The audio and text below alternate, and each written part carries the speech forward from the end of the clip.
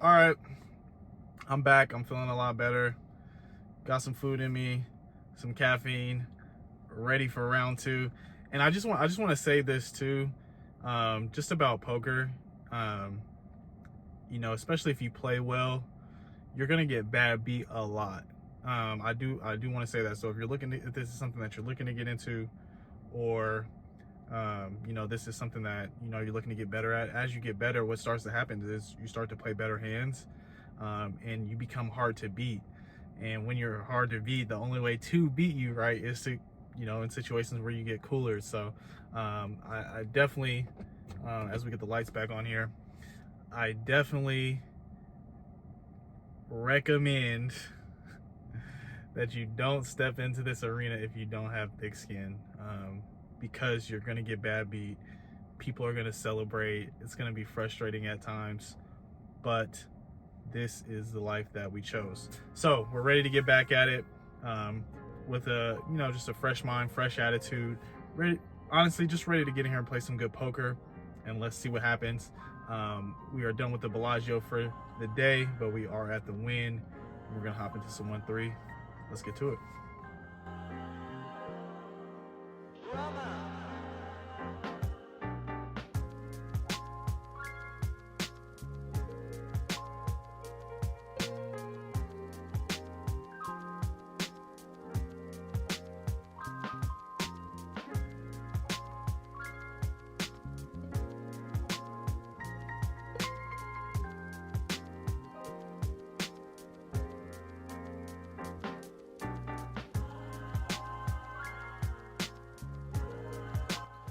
All right, jumping right into the action here.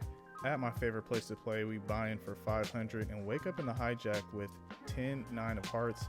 There's a raise under the gun, so we decide to just call, and the flop comes out beautiful. It's 9-9-7. He checks. We decide to underrep our hand here and go ahead and check back in position, hoping that he'll stab at this with him being the initial raiser. He does not. So we have to take matters into our own hands, build our own pot, or attempt to. But as soon as the chips go in, he decides to let it go. Next hand here, we are in middle position. There's a raise under the gun again to $12. This time we're picking up a little bit better hand here. We got pocket jacks, the jiggities. Multiple different ways you can play this hand. Not really a right way to play this hand, but we choose to take the aggressive route and make it $45, and the initial raiser calls. Flop comes out not so great. King deuce 5 rainbow. He ends up checking it over to us, and we do have a decision here. In position, pocket jacks. I think the best thing to do is go ahead and take a stab here just to see what happens. So we do so. We bet $35 just to kind of see where we're at, see what's going on. And he does decide to call. This player, I do remember, he was a little bit tighter actually. So on a board with not many bluffs, I'm gonna proceed cautiously here, moving forward in position. Not really a pot that we're looking to bloat. So when the turn comes, the deuce of clubs, and he checks again, we decide to go ahead and check it back. Really just trying to get to showdown. Not really sure where we're at. The king again is the king of clubs. Again, not really sure what to do here. Really not looking to put too much more money in the pot. So when he checks again, we decide to check back. He shows pocket tens, and our jacks are good.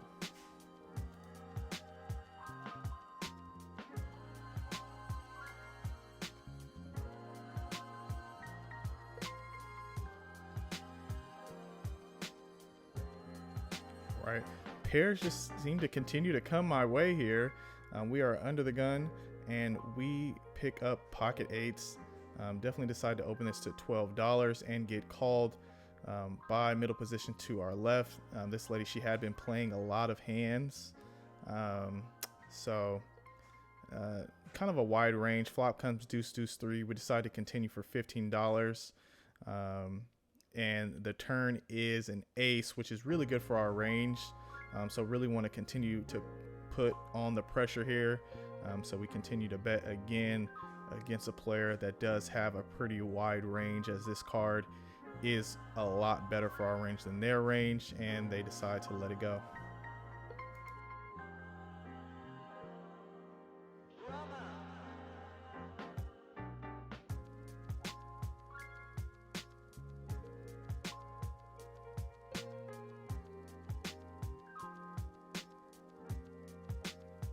All right, back under the gun here in the next orbit. No pair this time, but we do look down at King Jack of Diamonds.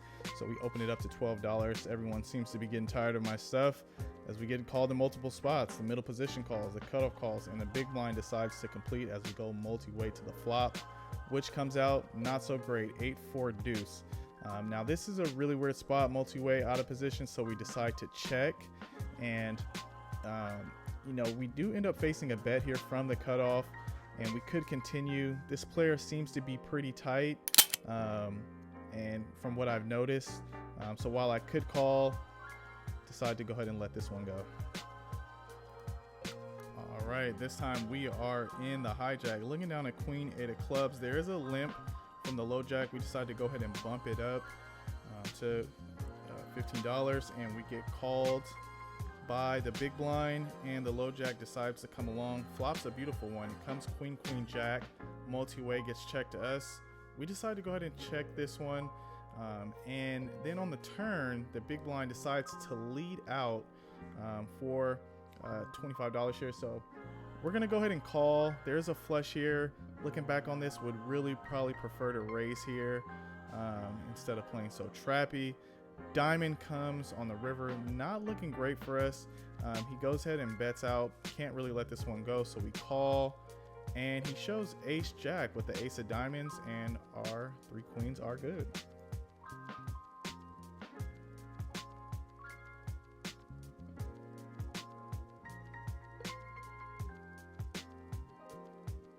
Getting a little bit better feel for this table here. Really feeling like we can win a lot more hands just by being aggressive.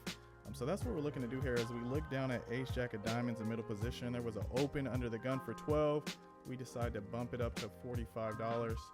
Folds back to the player under the gun, the initial raiser, and he looks down at his cards and decides he might want to come along, which he does. Now this player, he was given a lot of action, so definitely want to keep that in mind as the flop is getting ready to come out here.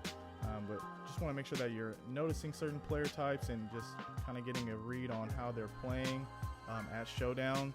So when the flop comes out 10-7-4 with 2 diamonds and it gets checked over to us, I feel like in position this is definitely a pot that I want to play for a lot of money. Willing to play for stacks here, honestly, whether we get there or not. So we go ahead and decide to bet out for $50, but he wants no more, and lets it go.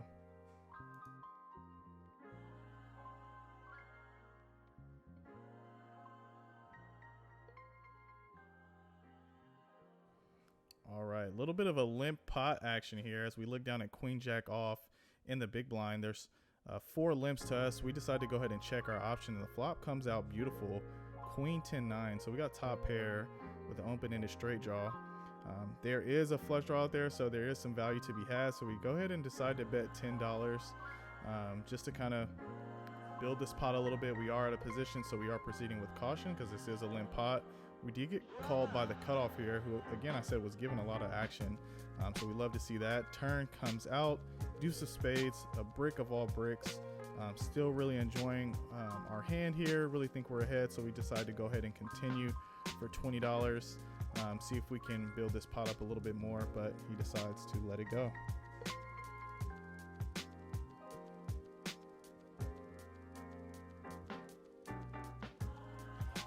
Couple orbits go by. We haven't been playing many hands since, but we do look down in the hijack with queen 10 off. It is folded to us, so we decide to go ahead and open up to $12. Get called by the small blind and the big blind, as well as the button.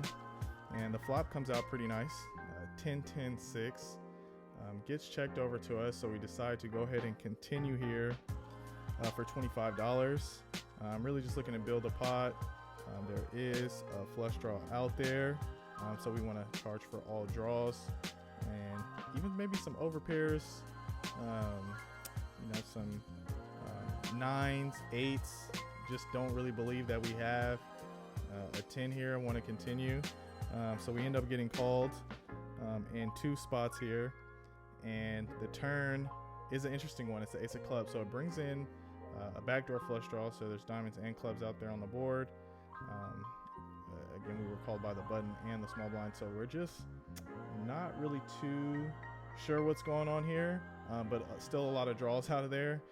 So definitely wanted to bet, and we're gonna bet a little bit on the bigger side here, as we do cover the button, and the small blind does have a little bit more behind. So we really kind of either want to have the button put the rest of his chips in, and have the small blind fold, which would be ideal. But ultimately, we just want to put a lot of pressure on these players as they are. We're kind of in the middle here, right? So we really just want to kind of commit to this pot. We do end up getting called by the button, who has the smaller stack. River is a jack of hearts. We go ahead and show our queen 10, and the button is in a bit of disbelief. I was kind of shocked that we have this hand, I guess. Not really sure what he had there. Maybe he turned an ace, but our 10s are good.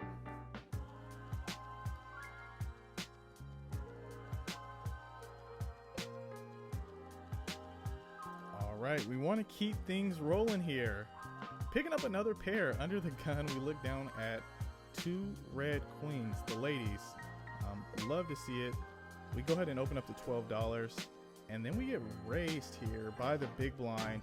Another action player, young kid, been given a lot of action to the table.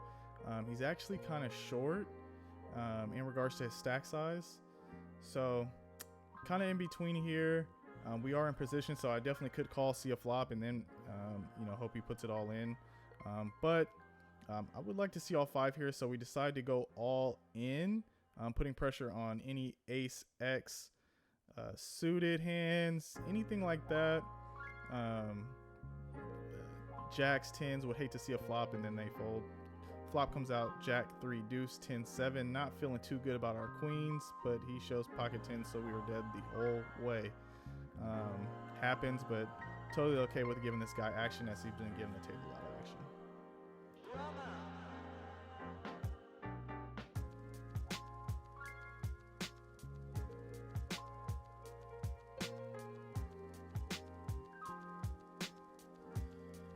Looking to bounce back from the previous hand, we look down at pocket kings here in the cutoff. There's an open from under the gun from an action player, $15. That's a very important sizing. Keep that in mind. He opened at $15. We decided to bump it up to 50, and he continues. And the flop comes out great, 9-8 deuce. And when you got pocket kings in your head, when the flop comes out, you're screaming no ace, and that's exactly what we get. So we decided to continue small here for $30. Really wanting to keep all his hands in play.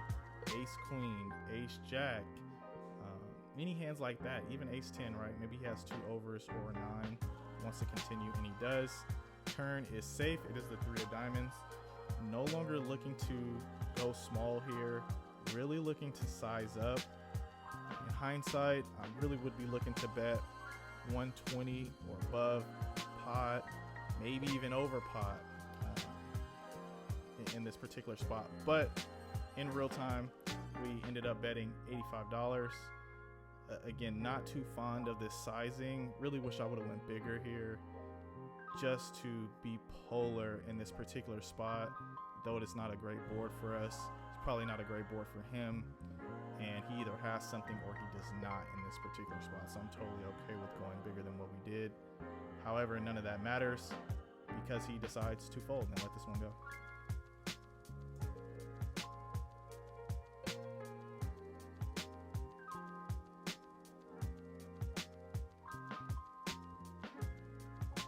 Moving right along, there is a limp under the gun, and the same player from last hand opens to $12, which is a huge sizing tell since he was normally opening up to 15. So when we look down at king 9 of clubs on the button, we actually want to isolate him, so we end up raising to $50 and getting the original limper to fold and getting it heads up with our desired player. Flop comes out nice, which is king 10-5. We decided to continue for $45, and he calls. Now the turn is where it gets interesting. It's the 10 of clubs, which brings in a backdoor flush draw for me, but it is a pretty weird card just as played, because I am putting him on some marginal hands, and he definitely could have a 10, gotten sticky, and just wanted to continue.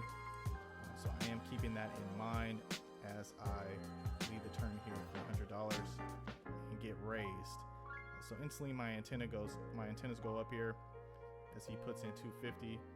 I cannot see myself folding, as I believe that if he had king 10 or pocket fives, he would have check raised the flop and not the turn. So I'm kind of putting him on a naked 10 here, which means that my backdoor is good. Of course, my king is good if it hits on the river, but if I hit a club on the river, I am definitely getting paid, and we have a lot to play for, so I feel like I'm getting the right odds to call.